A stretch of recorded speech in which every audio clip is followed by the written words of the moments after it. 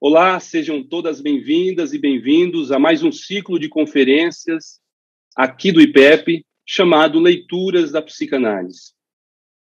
Hoje temos o prazer de convidar e receber o filósofo Daniel Omar Pérez. Ele é professor de filosofia na Universidade Estadual de Campinas, Unicamp, fez filosofia na Universidade de Rosário, fez seu doutorado e mestrado também aqui na Unicamp. Daniel tem como publicações que eu gostaria de destacar O Inconsciente, Onde Mora o Desejo, 2012, Ontologia Sem Espelhos, Ensaio sobre a Realidade, de 2014, Sentimentos em Conflito, 2019, além do seu percurso de muitos anos, para não dizer décadas, porque ele ainda é muito jovem, pela psicanálise. Daniel, seja muito bem-vindo, é um prazer tê-lo aqui conosco. Muito obrigado, Francisco, o prazer é todo meu pelo convite. Muito obrigado pela gentileza. Bom, como vocês sabem, o texto desse ciclo de conferências é Psicologia das Massas, Análise do Eu, né? E estamos, além do Daniel, temos Thales Absaber e a Beth Fuchs, que participa conosco. Daniel, queria começar ouvi-lo a respeito desse texto e das suas reflexões a partir daí, com uma pergunta simples, né? Depois de 100 anos, que relevância tem para nós um texto como esse? Bom, acho que primeiro é interessante referir o texto, como você disse, de 100 anos. O texto foi eventualmente publicado em 1921, dentro de uma obra de Sigmund Freud, que é uma obra vasta, não? Tem 20 volumes, de acordo à edição estándar, e se compõe de vários livros, de vários artigos, em um percurso que vai desde os anos 1880 e tantos, 90, nas origens da psicanálise, até a morte dele, com um texto que fica inconcluso, que é esboço da psicanálise, mas também com um texto bastante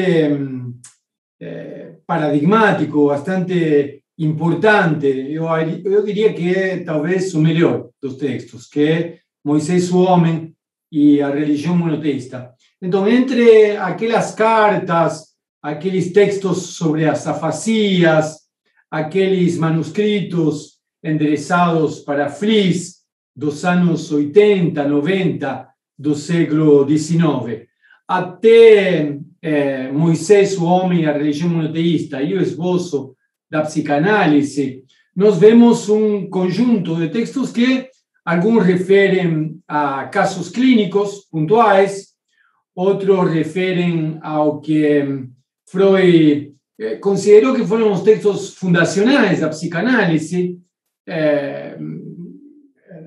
o Tratado da Interpretação dos Sonhos, mas também Psicopatologia da Vida Cotidiana, o Xiste e sua relação com o inconsciente, textos que tinham a ver com a sexualidade, né, com, podemos dizer, o desenvolvimento, por que não, sexual. Na época, Freud referia a uma psicogênese, referia também a uma evolução e a um amadurecimento anatomofisiológico, como, por exemplo, aparece em 3 ensaios por uma teoria sexual. Então, nesse horizonte, Freud vai avançando em outros textos que ele vai chamar de metapsicológicos, que seriam assim os textos que de algum modo vão a dar, podríamos dizer, o suporte do dispositivo, ou vão a revelar, digamos, de um modo explícito, o suporte do dispositivo clínico, teórico clínico da psicanálise.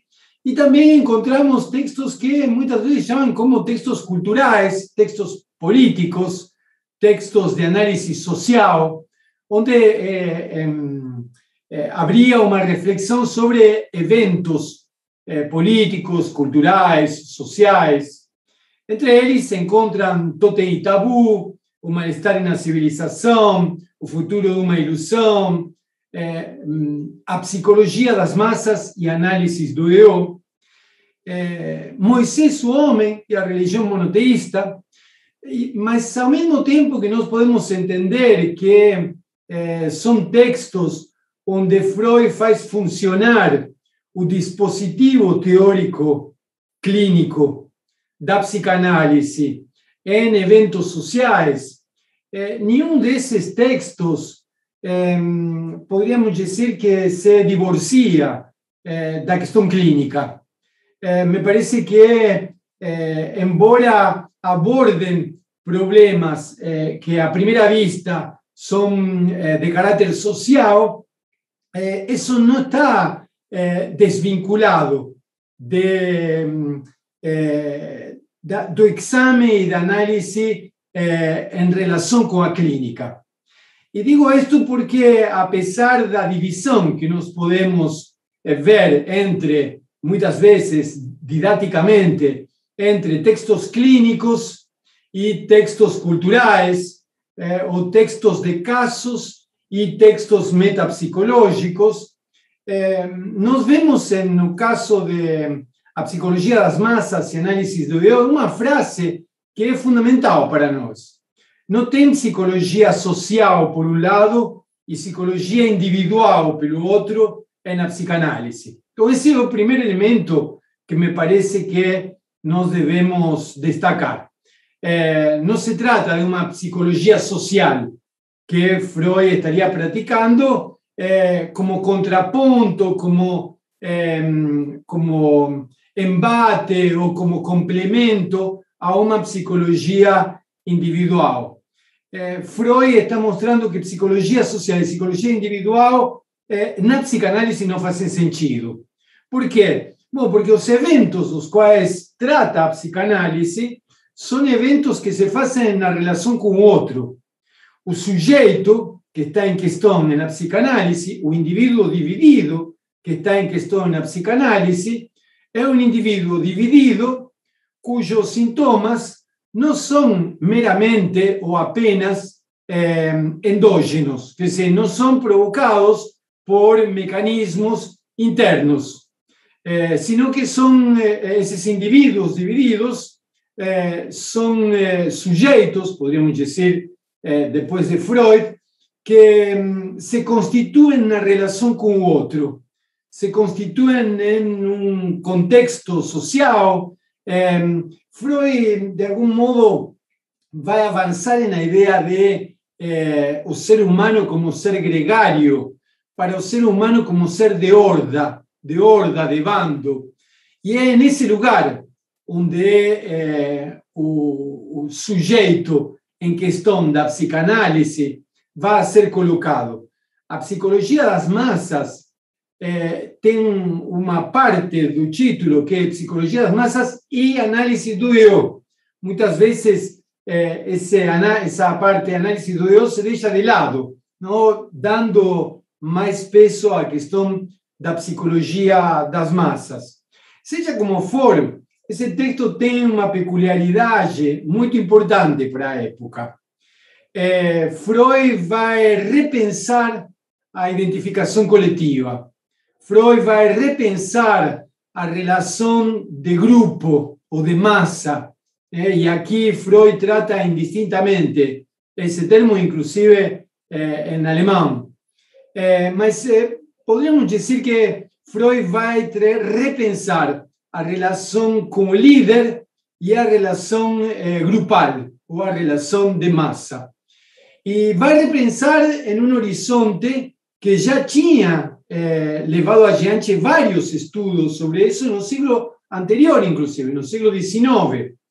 No século XIX, Europa passa por um processo de transformação muito grande.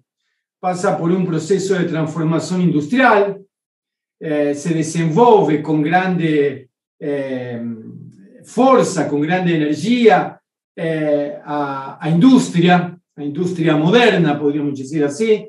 Há uma forte maquinização do trabalho, né? O trabalho que no início poderia ser um trabalho artesanal, que depois passa a ser um trabalho a partir que produz elementos que podemos chamar de mercadorias, produtos que podemos chamar de mercadorias, a partir de algumas máquinas. Com o século XIX, essas máquinas tomam conta de um modo de produção de mercadorias. E isso não é pouco.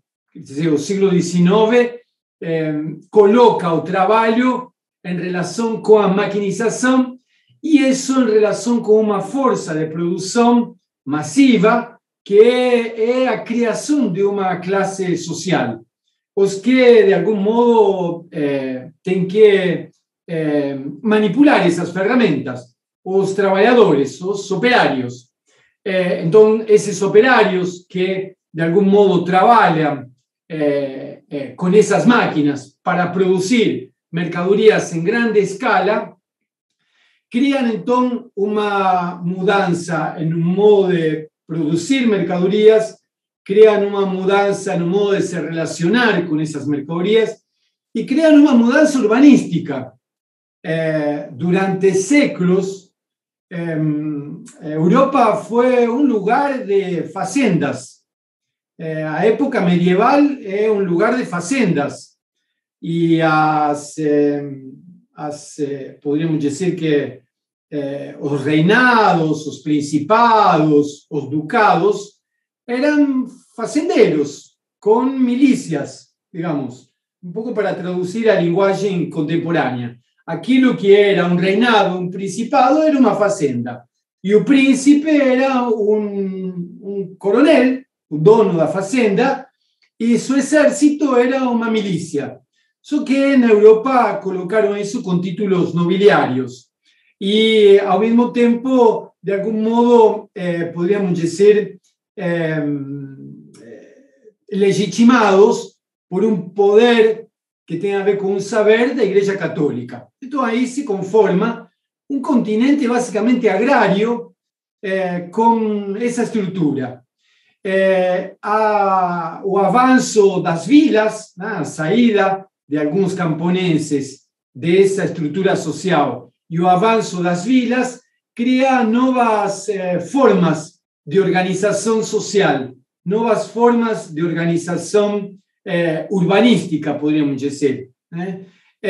E aí começam a gestar-se novas formas de relacionamento social e também novas formas de produzir mercadorias.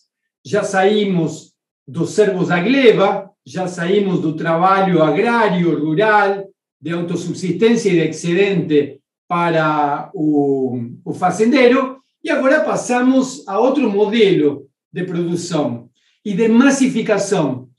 A Europa do século XIX é uma Europa de grandes cidades, quer dizer, em relação com o que vinha vivendo anteriormente.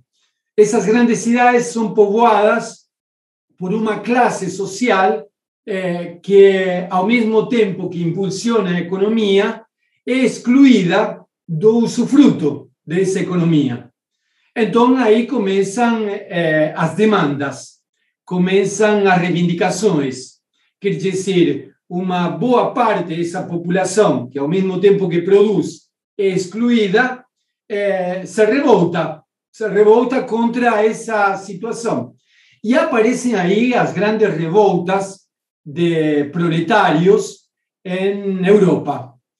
Isso realmente escandaliza a classe intelectual europeia.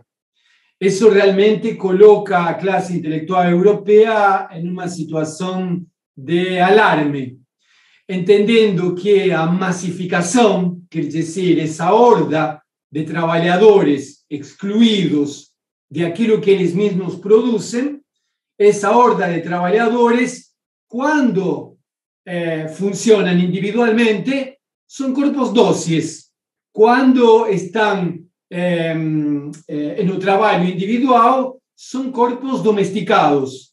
cuando se juntan, son imprevisíveis.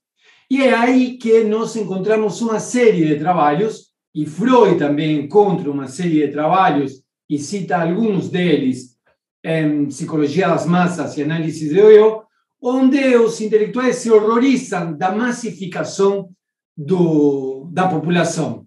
Então começa a entender que se massificar seria uma espécie de degradação do indivíduo. E isso tem a ver também com um modelo construído na ciência e na filosofia europeia moderna, que já começa no século XVII. Quer dizer, esse processo de transformação do trabalho em trabalho a grande escala e maquinizado, esse movimento do campo para a cidade e da massificação das cidades, vem junto com a ideia de uma filosofia que entende, em grandes traços, ao sujeito como um indivíduo, a cada um de nós como um indivíduo, com necessidades biológicas e representações mentais.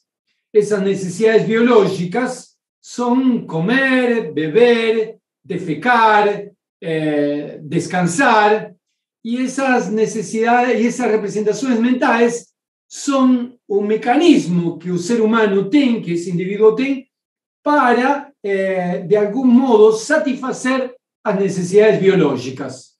Então, aí nós temos um indivíduo completo. Esse indivíduo completo de necessidades biológicas e representações mentais, que tem necessidade de comer, então pensa como fazer para comer, esse indivíduo é criado, é inventado, é produzido no século XVII, no século XVIII e avança no século XIX. Então, aí nós temos um mito, podríamos dizer, da ciência e da filosofia europeia moderna, do indivíduo isolado, do indivíduo que tem necessidades biológicas, representações mentais e é livre. É livre para escolher entre um alimento e outro. É livre para continuar sozinho ou se agrupar, se reunir junto com outros. E aí aparece também, além da teoria do indivíduo livre, a teoria do pacto social. Todo um movimento chamado de justnaturalismo, na ciência europeia moderna, justifica a estrutura do Estado burguês no modelo de produção capitalista, justifica esse Estado burguês a partir de outro mito. Ou seja, temos o mito do indivíduo livre e temos o mito do pacto social. Ou seja, que cada indivíduo teria, em algum momento, se reunido com os outros indivíduos e decidido livremente participar de uma sociedade e fundar legalmente um Estado para satisfazer suas necessidades biológicas e preservar outro mito, o mito da liberdade como direito natural. A liberdade como direito natural. Então, a ciência europeia e a filosofia europeia moderna, século XVII, XVIII e XIX, fundam a ideia da ciência e fundam a ideia da política a partir do mito do indivíduo isolado, a partir do mito do pacto social e a partir do mito do direito natural da liberdade, que deveria ser preservado. Então, qual é o mecanismo da lógica, podemos dizer, qual é o mecanismo argumentativo, qual é o mecanismo da narrativa, para ser mais preciso, da articulação desses mitos? É que cada indivíduo, então, escolhe conviver junto com os outros, livremente, cedendo uma parte de sua liberdade, em alguns casos de alguns filósofos, em troca de segurança. Então, eles conseguem opor a liberdade individual à alienação da massa, do grupo. Então, é interessante porque essa alienação ao grupo deveria ter o limite de uma instituição legal formalmente organizada, que de algum modo garantisse a liberdade individual de satisfazer as necessidades biológicas. Quer dizer que isso serviria só para justificar a organização do Estado legalmente organizado. Se esse indivíduo se junta com os outros para, em vez de instituir um Estado legalmente organizado, se junta para reivindicar direitos de, por exemplo, usufruto sobre aquele produto que ele mesmo produz, mas que é excluído de seu benefício, então aí passa a ser já um alienado.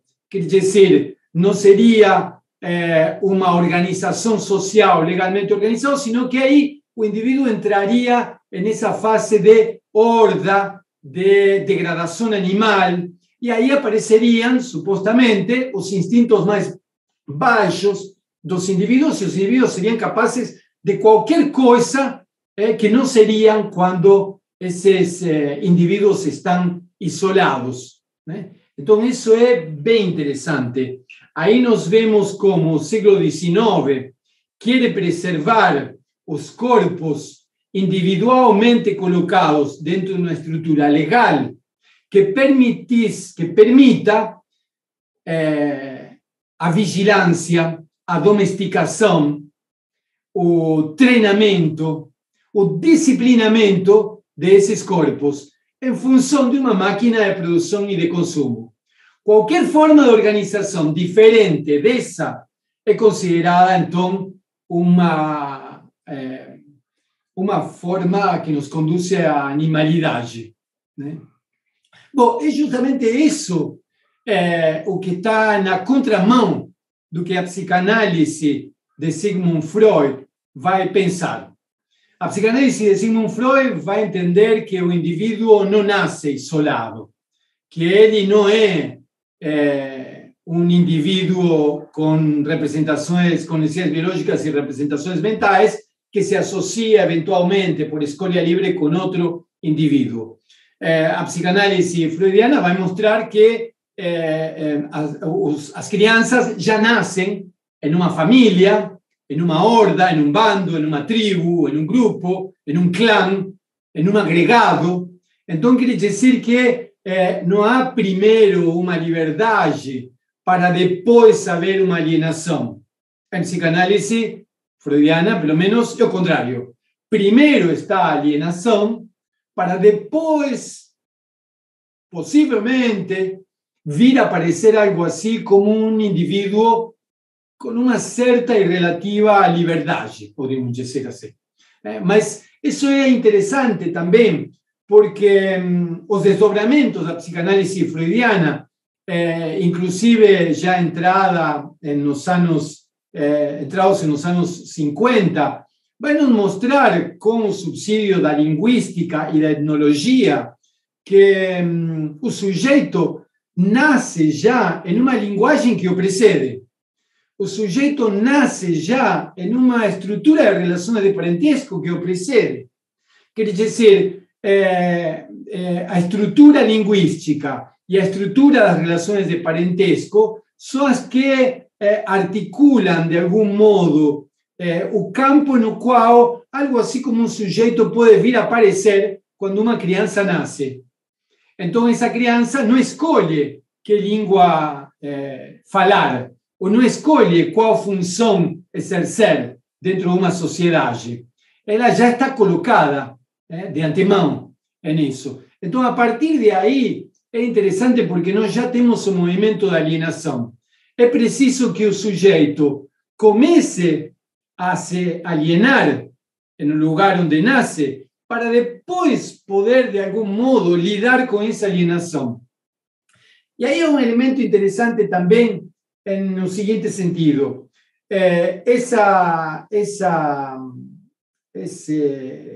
âmbito social no qual surge algo assim como uma criança que nasce já em uma estrutura de parentesco e em uma estrutura de linguagem, esa crianza, digamos, podríamos decir, nace alienada, ¿no? Y nace en una estructura social, en la época de Freud, marcada muy profundamente por la cultura de la época victoriana. Quiere decir, una estructura machista y patriarcal.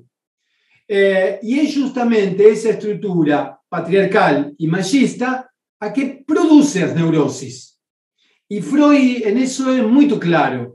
A estrutura patriarcal y machista es a fonte das neurosis, es a causa das neurosis. Y justamente él de algún modo acolhe os sintomas, acolhe as pessoas con sintomas, primero de neurosis histérica y después de neurosis obsesiva, para tentar lidar y encaminar, dar un encaminamiento clínico a esas neurosis y poder, de algún modo, podríamos decirnos hoy, pasar de ese tormento, de ese malestar, de esa dor, de ese sufrimiento, a un mínimo de placer, digamos, a un mínimo de satisfacción realizable. Entonces, ese es el trabajo da psicanálise. O que estou querendo dizer com isso? Que a psicanálise não toma o indivíduo como um elemento isolado e o coloca dentro de um laboratório a pressão e temperatura constante para ver como ele reage em determinadas situações e poder repetir esse experimento várias vezes para poder traçar estatísticas que nos determinem qual é o melhor método para lidar com determinados sintomas. Esse, justamente, é um método das ciências sociais e biomédicas pautadas pelo mito do indivíduo que foi criado no século XVII, especialmente pelo materialismo francês. Quer dizer, boa parte da epistemologia das ciências biomédicas contemporâneas estão fundadas em elementos basais que foram criados no ano 1600, na época de Descartes, na época de Spinoza.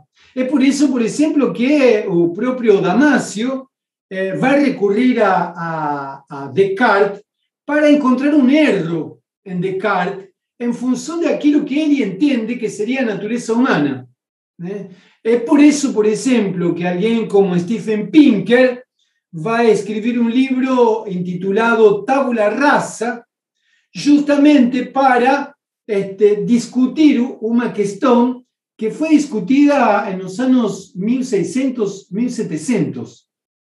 Então, aí nós temos muito claramente como boa parte das ciências que reivindicam o indivíduo estão pautadas pelos elementos do século XVII e XVIII. E Freud está propondo uma outra posição. Então, aquilo que poderíamos chamar de sujeito depois de Freud como ele disse, um indivíduo dividido que, de algum modo, encontra a possibilidade de sua constituição em uma relação com o outro, em uma relação com a linguagem na qual habita, em uma relação com as estruturas de parentesco nas quais se relaciona, e a partir de aí vai tomando elementos identificatórios para constituir de alguma forma sua própria identidade. Nós poderíamos dizer que a ciência europeia moderna parte de um indivíduo que já tem uma identidade própria, marcada por necessidades biológicas e representações mentais.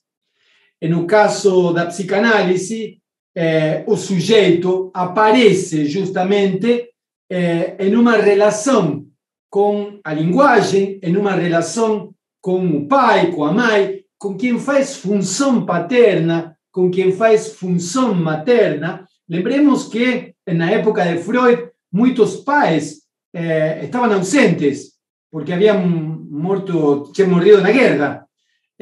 Muitas mães não cuidavam dos filhos porque tinham uma dama de leite, tinha uma acompanhante. Então, de algum modo, a função materna, a função paterna, aparecia com outros atores, poderíamos dizer, que não eram necessariamente o pai e a mãe biológica.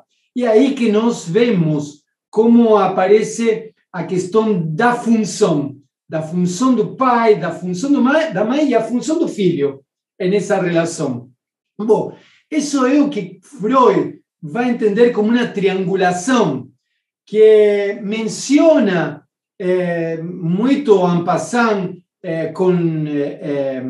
com Fliss, mas que vai aparecer como complexo de Édipo, com uma estrutura e tudo, muito tardiamente em Freud. Não é um elemento que aparece no início, senão muito tardiamente. Mas o que há aí entre o período pré-psicanalítico dos anos 1890 e o aparecimento do complexo de Édipo, dito com todas as palavras, o que aparece aí são relações com a mãe, com o pai, com a função materna, com a função paterna, com aquele que faz função de acolhimento, com aquele que faz função de proteção.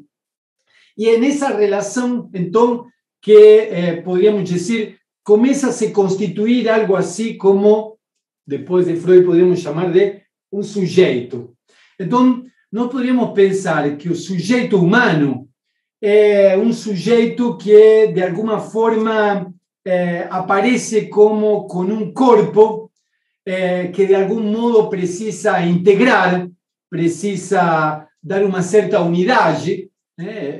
O caso de 3 ensaios por uma teoria sexual apunta para isso, não? A ideia de esses órgãos sem corpo, como disse Slavoj Žižek, se organizam, de algum modo, em uma unidade, em um corpo unificado.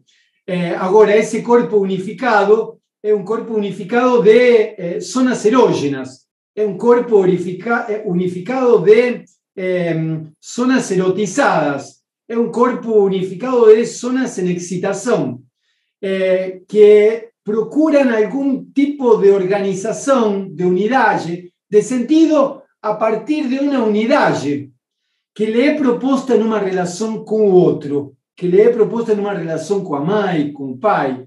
Então, a partir de aí, começa a haver algo assim como uma unidade, como uma identidade. Então, a identidade não surge no nascimento, a identidade surge na relação com o outro, no grupo, no bando, na família, no clã, na tribo. Aí é que começa a aparecer. E o eu aparece, inclusive, também como um produto dessa relação. Agora, quando esses grupos, que podemos chamar de grupo de uma economia familiar, não? Imaginemos um bebê que está com pessoas que fazem função materna e função paterna, e esse bebê, de algum modo, encontra a unidade de seu corpo na relação com o outro e tenta lidar com essas excitações corporais na medida em que toma do outro elementos que lhe permitem, de alguma forma, lidar com essas excitações. Então, esse corpo do bebê, do infante, encontra elementos de identificação, de unificação, de unidade, que lhe permitem lidar em uma economia familiar de corpos. Então, aí temos outro elemento interessante que se contrapõe com a ciência europeia moderna. Aqui, na ciência europeia moderna, nós partimos da unidade para a pluralidade da sociedade. Aqui nós partimos da diversidade no próprio corpo para a unidade do corpo, para a identidade. Ou seja, é um mecanismo contrário, é uma lógica, enquanto uma é uma lógica da identidade, a outra poderíamos dizer que é uma lógica da diferença, da diversidade, da variedade. É aí que então encontramos essa criança em uma economia familiar. Quando essa criança avança em idade, poderíamos dizer assim, e passamos dessa economia de corpos sociais, dessa economia de corpos familiares, à economia de corpos sociais, que se quando essa criança tem que lidar não apenas com o corpo próprio, tem que lidar com a corporeidade do outro, que também é sexuada. Ou seja, essa criança mal consegue lidar com a sexualidade de aquilo que poderíamos chamar de próprio corpo, do corpo próprio, que se encontra com a sexualidade do corpo do outro. Então, já tem um atrito, já tem uma divisão nele, que se encontra com outra divisão no outro. E aí é que aparecem os mecanismos de identificação coletiva. Aí é que aparecem os movimentos nos quais, por exemplo, temos na adolescência grupos culturais, religiosos, étnicos, políticos, esportivos, etc., etc., etc. Todos esses grupos identitários, todos esses grupos de identificação coletiva, não são outra coisa que a tentativa de cada um desses sujeitos encontrar regras que lhe permitam inserir de algum modo esse corpo, já não em uma economia familiar, sino em uma economia social de corpos. Então, a partir de aí, nós temos relações de pertencimento. Eu pertenço ao movimento peronista, o outro pertence ao movimento do Vasco, o outro pertence ao movimento dos que jogam tênis, o outro pertence ao movimento da diversidade sexual. E aí por diante, cada um deles busca elementos que lhe permitam lidar com a sexualidade própria e com a sexualidade do outro. Busca regras que lhe permitam encontrar uma identidade, uma identificação. Quer dizer, a singularidade desse corpo excitado, de algum modo, tenta lidar com a diversidade de corpos sexuados, buscando regras de unificação. É aqui, então, que nós encontramos, no texto de Freud, elementos muito importantes para poder pensar a identificação coletiva, a identificação individual e a identificação coletiva. Esses elementos que nós podemos ver em uma análise mais apurada do próprio texto, nos permitem também utilizar esses dispositivos para poder pensar as identificações coletivas no âmbito, por exemplo, do social e do político. Dos pensadores, dos politólogos, filósofos, que tentou levar adiante a reflexão de Freud em relação com os movimentos políticos foi Ernesto Laclau, professor de Essex, de origem argentina, mas que migrou para a Inglaterra em uma das tantas ditaduras que viveu o país onde ele nasceu. Ele encontrou nessa teoria, nessa reflexão, a possibilidade de pensar que os movimentos políticos se organizam em torno de identificações coletivas. É interessante porque as identificações podem ser de diferentes modos. Nos podemos identificar por traços positivos. Por exemplo, todos aqueles que temos nariz grande. Nós podemos nos identificar como gente que tem nariz grande e excluir aqueles que têm nariz pequena. Todos aqueles que temos cabelo encaracolado e excluir a todos aqueles que têm cabelo liso. Nos podemos identificar também em relação com traços positivos que tenham a ver com um determinado atributo, por exemplo. Né? Esses são todos elementos de identificação que, basicamente, se constituem a partir de uma essência ou uma suposta essência, de um ser, e a partir de aí dos atributos desse ser. Os mecanismos dessa identificação são os mecanismos da identificação dos fascismos europeus dos anos 20, 30 e 40. Os anos 20, 30 e 40 na Europa, um pouquinho antes já nós vemos isso, são formas de identificação coletiva que supõem uma essência do ser e atributos que lhes são necessários, que lhes são correspondentes a esse ser. Por exemplo, a raça ária, por exemplo, a nação italiana, e uma tradição italiana. Por exemplo, o suposto ser nacional espanhol com Franco, e aí nós temos Franco, nós temos Mussolini, nós temos Hitler, quer dizer, que são, de algum modo, líderes que se permitem aparecer a partir de uma ideia, de uma essência de um ser e de atributos dessa essência do ser. Era muito comum encontrar a essência do ser nacional naquela época. Era muito comum encontrar a essência do ser em uma determinada raça, a raça ária, por exemplo. Não? É lógico que quando a gente indaga um pouco, e não muito, essas ideias, vê que não se sustentam, que são produto de uma fantasia bastante delirante. Os estados nacionais em Europa se constituem no final do século XIX e início do século XX, depois de séculos de guerras. A minha questão é a questão das raças, né?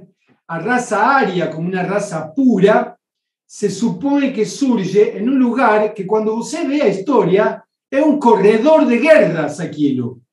E nós sabemos que nas guerras acontecem muitas coisas, entre elas filhos de exércitos que vão e voltam. Ou seja, que para haver algum tipo de pureza em uma raça que surge no Império Austro-Húngaro, tem que ter muita força de vontade e muita fé para realmente acreditar que aí tem algo como uma pureza de raça. Quando vemos na história que houve uma miscigenação enorme. Então, realmente é bastante difícil que se possa sustentar uma essência do ser nacional, uma essência de uma raça. Mas isso não importa. Isso não importa porque fica apagado diante do mito de uma identidade pura e própria, com uma essência do ser. Bom, isso reforça justamente a tese de Freud de que a identidade, a identificação, se dá na relação com o outro e se tomam elementos do outro para constituir a própria identidade, tanto individual quanto coletivamente. Então, nós temos um modelo de identificação baseada na ideia mítica de que há uma unidade e de que há uma identidade que é a priori. Mas temos outro modo de nos identificar. Nós também nos podemos identificar em torno da falta. Nós podemos nos identificar em torno da demanda. E isso que é interessante no texto de Ernesto Laclau, na reflexão de Ernesto Laclau. Ernesto Laclau diz que os movimentos políticos, especialmente na América Latina, mas ele coloca outros exemplos em Europa, em Ásia e em África, os movimentos políticos se articulam em torno de grupos que se identificam em torno de uma demanda. Por exemplo, um determinado grupo de vecinos de Barão Geraldo se identifica em torno da demanda da necessidade de transporte público coletivo. Esse grupo dirige a sua demanda à instituição do Estado e, se essa demanda é satisfeita pela instituição, o grupo se dissolve. Então, nós mantemos a individualidade dentro de um corpo institucional e um Estado legalmente organizado. Quer dizer, se o Estado legalmente organizado, cada vez que há uma demanda, satisfaz pelo menos parcialmente a demanda, esse grupo se dissolve. Agora, se esse Estado não dá conta da demanda, esse grupo se fortalece. Então, vamos supor que aqui em Barão Geraldo, um grupo de vecinos se identifica em torno da demanda de transporte coletivo. Outro grupo em Taquaral se identifica com a demanda de um posto de saúde. Outro grupo em bairro industrial, em cidade industrial, se identifica com a falta de creches. E aí cada grupo vai se identificando, em tanto grupo, em torno de demandas que lhe são próprias. Ahí nos estamos en un nivel de identificación colectiva en torno a la demanda. Esa demanda è dirigida, ma è insatisfeita. Quando essa demanda è dirigida para o Estado, mas é insatisfeita, o que provoca, o que possibilita, podríamos dizer assim, é o que Laclau chama de relação equivalencial entre as demandas. Quer dizer, o grupo de Barão Geraldo começa a entender que o problema de ônibus aqui é o mesmo problema que o de posto de saúde em Taquarao, que é o mesmo problema que das creches em cidade industrial. Então, a partir de aí, começa a estabelecer relações equivalenciais entre as diferentes demandas, por mais heterogêneas que sejam. Aí essas reivindicações, essas demandas totalmente heterogêneas, começam a establecer uma relação de equivalência. São diferentes, mas são equivalentes. Essas relações equivalentes começam a identificar ao Estado, a elite que se apodera do Estado, como aquele obstáculo da satisfação de suas demandas. Então, a partir de aí, se conforma o que Ernesto Laclau chama de movimento populista. E por que movimento populista? Porque o povo, a partir de associações livres do povo, segundo demandas, que de algum modo se opõem ao Estado institucionalizado tomado por uma elite. Então, se estabelece uma relação de antagonismo, né? Dice tanto Ernesto Laclau como Chantal Mouffe. Não se trata de uma contradição de classe, sino que se trata de um antagonismo entre aqueles que têm uma demanda e os outros que obstaculizam a satisfação dessa demanda. Então, a partir dessa relação equivalencial em torno das demandas, o que há é a possibilidade de que um significante encarne de alguma forma aquilo que pode levar adiante as demandas em um projeto político. E aí passamos da demanda ao desejo. Ao desejo de quê? Ao desejo de emancipar-se da elite para poder estabelecer uma relação de satisfação com a própria demanda. Então, nós temos um movimento de identificação coletiva em pequenos grupos. Esses grupos estabelecem, na medida em que não são satisfeitos, relações equivalenciais entre outros grupos. Quando se establecem as relações equivalenciais entre outro grupo, aparece a possibilidade de alguém ou de um significante encarnar a possibilidade de unir essas demandas em oposição a quem se supõe que é obstáculo dessa satisfação e, a partir de aí, passar da demanda ao desejo. Desejo como desejo de emancipação. Já não se trata de encaminhar a demanda ao poder público estabelecido, sino que agora se trata de derrubar o poder estabelecido e colocar outro no lugar, aquele que, de algum modo, consiga satisfazer minimamente as necessidades das demandas que foram reconhecidas nesses grupos de identificação. Ernesto Laclau mostra que, nesse uso que Ernesto Laclau faz de psicologia das massas e análise do eu, mostra que os movimentos populares na América Latina funcionaram assim, as revoluções em Ásia, em Europa, em África funcionaram assim, e que às vezes têm saídas populistas de direita e saídas populistas de esquerda.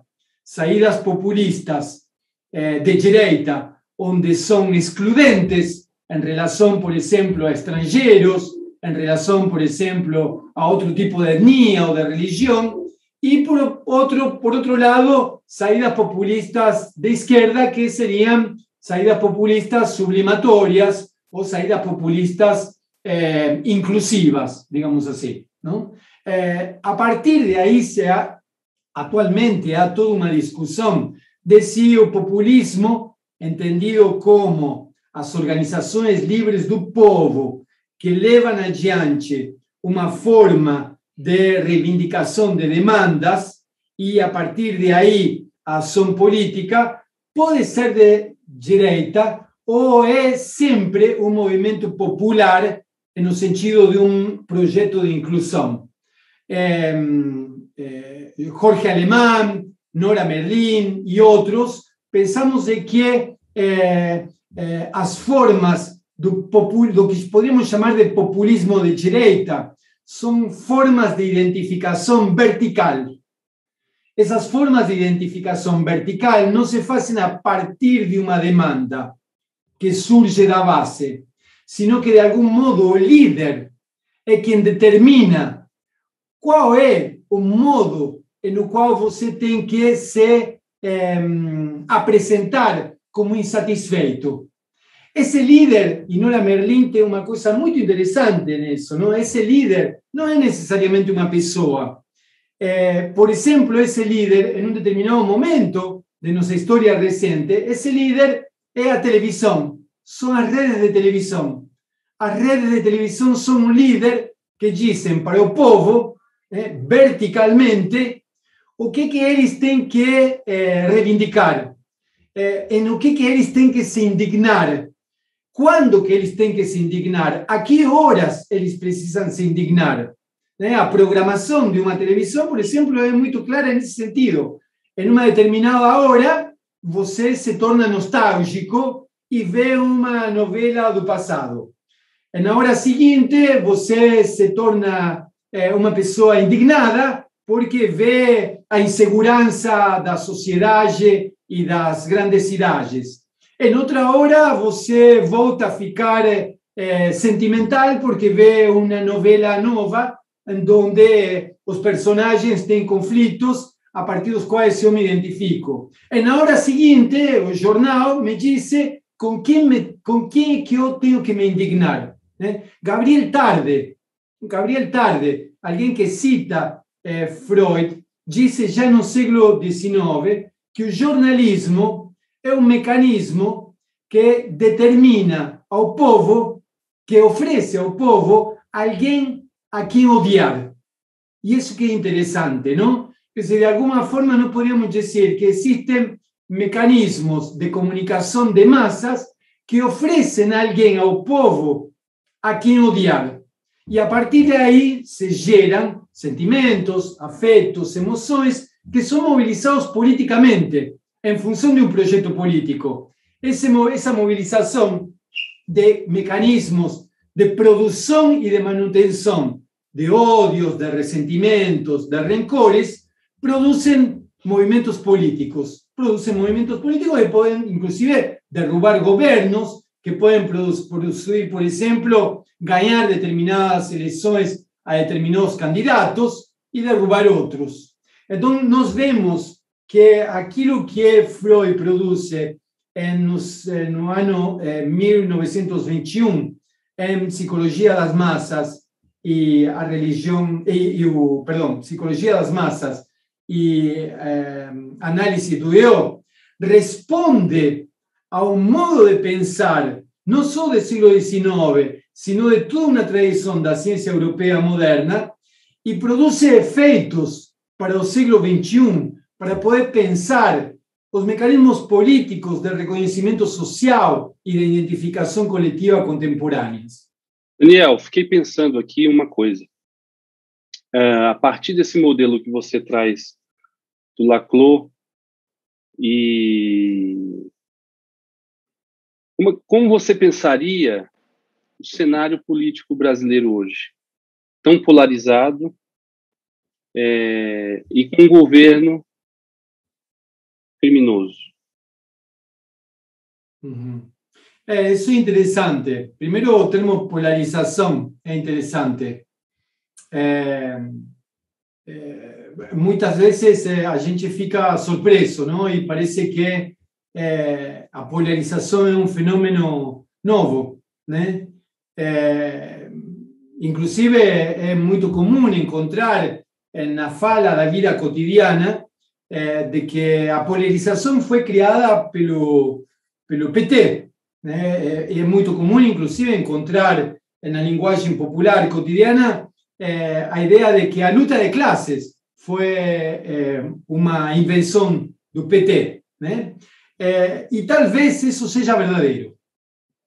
tal vez eso sea verdadero, o antagonismo, se deflagra cuando un gobierno popular asume parcialmente o poder político do Estado.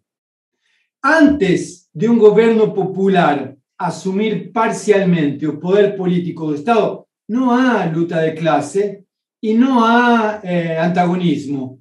¿Por qué? Porque se escucha una única voz, a voz de aquel que manda. Y eso es así durante todo el século, durante toda la década de 90, y fue así durante 21 años de dictadura militar. Brasil es un país que consiguió conservar durante 21 años la misma dictadura. Entonces, obviamente, en una dictadura, você no tiene antagonismo. Obviamente, en una dictadura, você no tiene división, porque el otro lado es directamente apagado, exterminado. Entonces, no va a haber antagonismo ahí. Ahora, si você pensa un poco mejor o que acontece en la dictadura, você vai ver que, si bien ese antagonismo, esa división, esa polarización no aparece a público, quiere decir, no aparece en redes sociales porque no existen, y no aparece en la televisión y no aparece en la radio, aparece realmente en la vida cotidiana. La polarización está en la vida cotidiana. En cuanto Brasil mantiene una estructura de distribución de riqueza que es una de las más desiguales del planeta. En este país tem pessoas muito ricas e muito poucas e uma grande maioria muito pobre, que inclusive passa fome, está dentro do mapa da fome. Então, o antagonismo, o corte, a polarização se encontra aí. Mas se a gente tenta ver um pouquinho mais a história do Brasil, nós vamos ver que a história do Brasil é uma história feita de guerras. Aqui em São Paulo, a guerra foi deflagrada no meio da cidade. A cidade de São Paulo, as ruas da cidade de São Paulo eram campo de batalha, onde havia trincheiras e as pessoas atiravam uma contra a outra. Ou seja, quer dizer que, pelo menos em São Paulo, o antagonismo, a divisão, a polarización se montó en armas durante décadas en este país. Vargas se suicidó, y no se suicidó porque estaba todo bien y porque no había polarización. Quiere decir, en la década de 60 había una polarización enorme que condució a un golpe de Estado. En la década de 50, en la década de 40, en la década de 30 con la guerra constitucionalista. Quiere decir, nos vivimos en un estado de polarización permanente. Antes de eso, con la República, aquí en Itu, con la República, con movimientos dos militares, cuando nos revisamos la historia do Brasil, nos vemos que la polarización es el corazón de la vida política brasileira. O sea, acreditar que la polarización es una invención do PT é verdadeiro se a gente só pensar o apagamento disso durante a ditadura e durante a década de 90 com um governo neoliberal. Se nós vemos o que é a história do Brasil, o Brasil se criou na polarização. Enquanto a que essa polarização produz efeitos muito virulentos e muito agressivos, eu gostaria de recordar aqui, inclusive pela parte que me toca de meus ancestrais, que essa parte do continente criou guerras nas quais os campos de batalha não eram o fim do combate. As guerras cisplatinas, as guerras entre brasileiros e castelhanos, as guerras entre brasileiros, argentinos e uruguaios, a guerra entre o exército imperial de Rio de Janeiro e a Farroupilha eram guerras que se disputavam no campo de batalha, mas depois, quando terminava o combate, a maior parte dos combates, o exército vencido era degolado. Ajoleaban todo el mundo y degolaban, o inclusive empalaban. Se hacían caminos de personas empaladas, que les decía personas que colocaban una lanza pelo anus y llegaba a garganta y colocaban caminos enteros, como eso. Así como los romanos crucificaban personas en la época del imperio, aquí en América, en el siglo XIX, en la época de tu bisavó, de tu tataravó, tal vez, Francisco, hacían ese tipo de cosas. Entonces quiere decir que esa virulencia es algo que nos atraviesa en la historia de la región, de los países y en la historia en la historia interna del propio Brasil. En ese sentido, yo no fico sorpreso pelo que acontece hoje. Me parece que o que acontece hoje faz parte de uma história de lutas que muitas vezes são apagadas e que isso não é uma novidade. É logicamente que tem elementos que são particulares, por exemplo, o surgimento das redes sociais, a manipulação da informação nas redes sociais, a vulgarização e a banalização do discurso. Aí nós podemos começar a ver elementos mais finos que têm a ver com as identificações coletivas. Agora, o antagonismo, a polarização e a agressividade faz parte da nossa história, e inclusive é muito pior que agora. Bom, Daniel, muita coisa para se discutir a partir daí. Eu acho que você respondeu em pormenores a minha questão inicial. E, de toda forma, quero deixar aqui o convite para vocês que nos assistem, que na próxima sexta-feira, dia 19 de novembro, teremos uma live com Thales Absaber, Beth Fuchs e com Daniel Pérez, para tratar mais um pouco desse tema.